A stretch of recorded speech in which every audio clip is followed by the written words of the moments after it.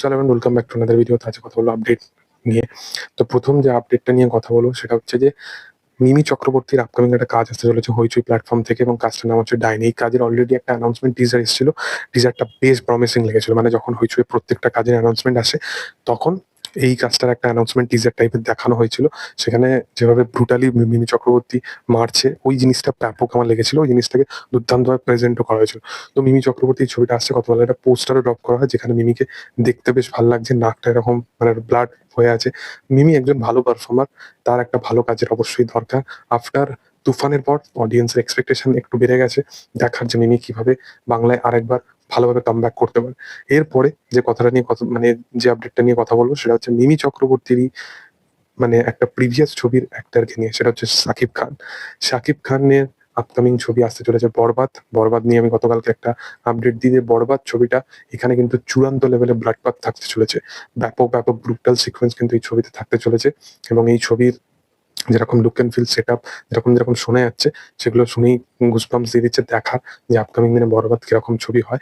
এর সাথে সাথে শাকিব খানের কিন্তু কুরবানি ঈদের সময় আরেকটা ছবি আসতে চলেছে, যেটা পরিচালক হবেন রাইয়ান রফি। রাইয়ান রফি সেই লায়ন ছবিটাও নিয়ে আসছে জিদ্দার সাথে, আমরা সকলেই জানি। এবং রাইয়ান রফির জিদ্দার যে লায়ন ছবিটা নিয়ে আসছে সেটা আমার মনে হয় মার্চ এপ্রিল থেকে যে শুটিং শুরু হয় সেটা আমার মনে হয় পোস্টপন্ড হতে পারে, বা লায়নের কাজ আগে হতে পারে, বা তাণ্ডব আগে হতে পারে। দেখা যাচ্ছে সেটা কি হয়। বা তাণ্ডবের যেরকম যেরকম আপডেট পাচ্ছি আমার মনে হয় যে তাণ্ডব ছবিটাই আগে আসবে। রায়ান রফি জিদ্দার সাথে ছবিটা আমার মনে হচ্ছে যে আগামী বছর দিয়ে হবে। এবং তুমি যদি দেখো কমার্শিয়াল কাজের যে জনারটা, কমার্শিয়াল কাজ করতে গেলে যেহেতু একটা জাহাজের বড় একটা পোর্শন দরকার, এবং জলদস্যুতায় মানে একটা শুটিং এর পোর্শন দরকার, তো আমার মনে হয় যে কোথাও গিয়ে এই ছবিগুলো না, এই ছবিগুলোর একটা রেকির কাজ কিন্তু অনেক প্রসিডিওর ধরে চলে, মানে একটা টাইম লেগে যায়। যেমন খাদানের সময় যদি দেখো 2023 সাল থেকে রেকির কাজ শুরু হয়ে গেছিল, তো একটা টাইম লাগবে। বাট তাণ্ডব ছবিটা আসতে চলেছে রায়ান রফির শাকিব খানের সাথে, এবং এই ছবিটাতে শাকিব খানের অপোজিটে আরেকবারের মতো দেখা যাবে জয়া হাসানকে।